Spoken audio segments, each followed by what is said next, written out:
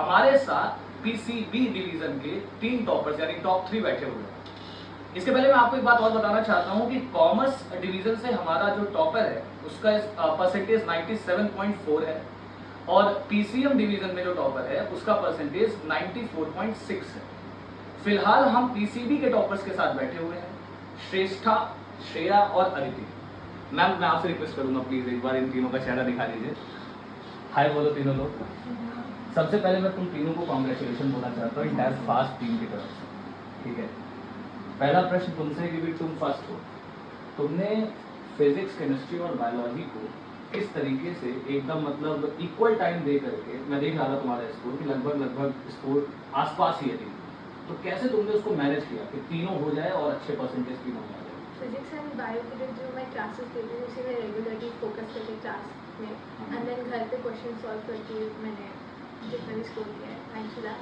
And physics के लिए मुझे बहुत ज़्यादा अपने आप को रगड़ना पड़ा था बिकॉज द प्रॉब्लम वाज कि फिजिक्स मेरी इतनी अच्छी नहीं थी, तो बाय द एंड लाइक बहुत प्रैक्टिस की थी मैंने, तो जो भी सर ने गाइड्स बोले थे यूज़ करने को तो उसी से क्वेश्चंस कर करके। अच्छा मैं फिजिक्स के लिए बता दूं सबको, आप सबको कि फिजिक्स के लिए इनको जो गाइड कर रहे थे फैकल्टी वो कार्तिकेय सर थे। Kartikeya one of our cofounder और he is from IIT Roorkee.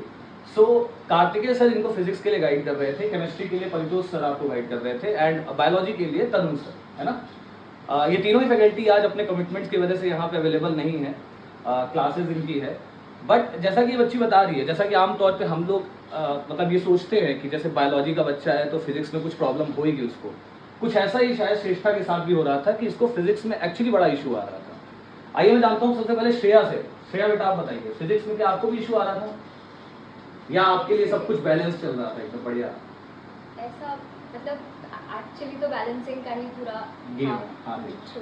वो इसलिए क्योंकि फिजिक्स वाज मैथमेटिकल और कैलकुलेशन में ज़्यादा टाइम चाहिए, प्रैक्टिस ज़्यादा चाहिए थी एंड अगर मैं उसे दूंगी तो 360 मार्क्स की जो बायो है वो कॉम्प्रोमाइज़ ना हो, क्योंकि बायो में बहुत कुछ लर्न करके रिटेन करना होता है। करेक्ट। तो अगर मैं, और मेरा ये था कंसर्न कि अगर मैं बायो ठीक कर रही हूँ, अगर मैं फिजिक्स में ज़्यादा जंप करूँगी तो कहीं बायो लैग ना कर जाए, जो ऑलरेडी अच्छा है वो ना बिगड़ जाए किसी पीछे चल रही चीज़ को आगे खींचने के लिए। तो I had to maintain bio और केम को, साथ में फिजिक्स को आगे आगे करना पड़ा। नाइस। तो ये अभी ये जो बता रही थी ना कि वो 360 मार्क्स, तो ये बेसिकली नीट की भी मतलब नीट का ये इसने पेपर दिया इस साल, अनफॉर्चुनेटली वो कैंसिल हो गया जिसकी वजह से ये सब बच्चे परेशान भी हैं। हालांकि श्रेष्ठा का तो वो एम नहीं था, लेकिन बाकी दोनों बच्चे जो हैं अदिति और श्रेया, इनका नीट का भी पेपर था जो आप सबको पता है कैंसिल हो गया है। खैर जो इसने बताया है आई थिंक आप सब इस पर ध्यान देंगे क्योंकि पीसीबी में ज़्यादातर बच्चों को थोड़ा इशू आता है फिजिक्स वाले पार्ट में। अदिति आप मुझे बताइए, क्या आपको लगता है कि इस बार जो कॉपी चेकिंग हुई है, जो एक नया सिस्टम आया है कॉपी चेकिंग प्रोसेस में पूरा, वो सही है? आपने जो एक्सपेक्ट किया था वही आपका स्कोर है या कुछ कम ज़्यादा है? वो सही है या नहीं उस पर तो मैं कमेंट नहीं कर सकती क्योंकि क्या हुआ है मुझे नहीं पता, बट जहाँ तक फिजिक्स की बात है तो मुझे ऐसा लगता है कि मेरे रिजल्ट थोड़ा सा डिसअपॉइंटिंग रहा है, क्योंकि मैं इतने कम नंबर तो एक्सपेक्ट नहीं कर रही थी फिजिक्स में। Okay. और लेकिन सही बात बोलूँ तो मेरी फिजिक्स स्ट्रॉन्ग भी नहीं रही है शुरू से।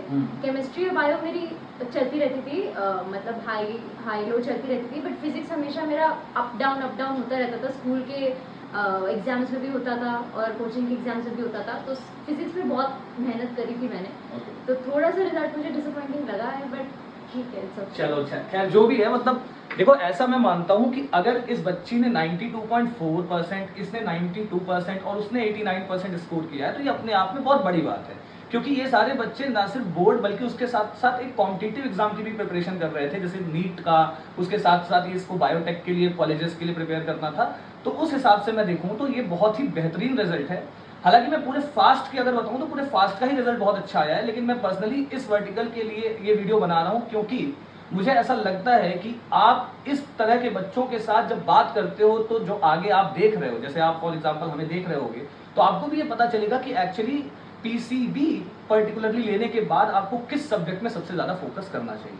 आपको इनकी बातों से भी लग गया होगा कि फिजिक्स एक ऐसा सब्जेक्ट है जिसमें आपको बहुत मेहनत करनी पड़ेगी। एक लास्ट कमेंट मैं तुम तीनों से जानना चाहता हूँ, मतलब तीनों बोलोगे तो शायद सबकी आवाज़ नहीं जाएगी।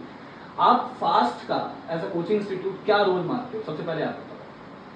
फास्ट फास्ट बेसिकली हम सबको डायरेक्शन प्रोवाइड किए कि कैसे प्रिपेयर करना है एग्जाम्स के लिए, चाहे बी एड CBSE और बी एड कॉम्पिटिटिव एग्जाम्स।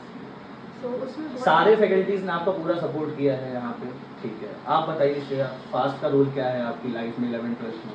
मैं एक छोटे से एग्जाम्पल से समझाना चाहूँगी, बिकॉज अभी रिसेंटली मैं शायद मंदिर भी बहुत गई थी, तो जैसे पहले मंदिरों में भीड़ आ जाती थी एकदम से एंड धक्का वक्का होता था, एंड उसके बाद रेल्स लगा दी गई तो स्ट्रीमलाइंड वे में सारे दर्शन करके चले जाते हैं। तो आई से फास्ट ने वो रेल्स वाला काम किया मेरे लिए। नाइस, बहुत अच्छा एग्जांपल है ये तो।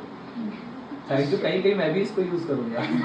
Very good. हाँ हाँ, कि शुरू में आई न्यू कि मुझे करना क्या है, लेकिन किस वे में बढ़ना है, Very किस good. वे में प्रोसीड करना है, मुझे वो नहीं पता था। Okay. तो उस चीज़ के लिए गाइडेंस कहाँ से क्या करना है, टॉपिक्स पता थे लेकिन कहाँ से टॉपिक्स को कंसोलिडेट करना है, ये सारी चीज़ों में मदद और गाइडेंस मुझे फास्ट से मिली। मतलब वो पूरा एक प्लानर जो होता है, स्ट्रैटेजी जो होती है, वो आपको तैयार की गई फास्ट के अंदर। वेरी गुड, बहुत अच्छा एग्जांपल दिया। अदिति आप बताइए बेटा।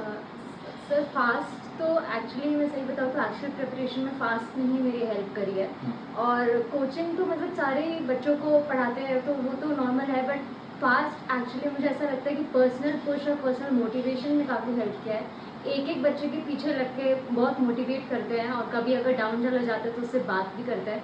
तो मुझे ऐसा लगता है कि वो इमोशनल सपोर्ट और मेंटल सपोर्ट ड्यूरिंग प्रिपरेशन बहुत ज़रूरी है, जो हमें आई थिंक हमारे टीचर्स से मिली है। Very good. मैं मतलब आसपास या मेरे जो भी मुझे जानते हैं, मैं उनसे एक ही निवेदन करूंगा कि बच्चों को पढ़ाने से ज़्यादा बच्चों पे इस पर काम करवाइए कि उसको कैसे पढ़ना है, क्योंकि अगर आप एक बार उसको इस चीज़ पे लगा देंगे ना कि उसको कैसे पढ़ना चाहिए, तो शायद आपका अपना जो पर्पस है वो फुलफिल हो जाएगा। क्योंकि आपको पढ़ाना नहीं है, आपको उसको स्ट्रैटेजी भी बताते रहना, मेंटोर भी करते रहना है। तो शायद हम वही काम करते हैं जिसमें हम सक्सेसफुल होते हैं और फिर ये बच्चे ऐसा फीडबैक देते हैं। So I am very happy for all of three, मतलब जो भी आपने किया बहुत अच्छा किया है, और कॉन्ग्रेचुलेशंस मैं बोल रहा हूँ तीनों को दोबारा से। हालांकि आप दोनों का नीट का री एग्जाम है और अनफॉर्चुनेटली नीट कैंसिल हो गया। इन बच्चों के अच्छे रिजल्ट भी आ रहे थे, लेकिन फिर से इसको नीट का पेपर देना पड़ेगा और आपका तो सिलेक्शन VIT में ऑलरेडी हो गया। चलिए, best of luck. Thank you sir.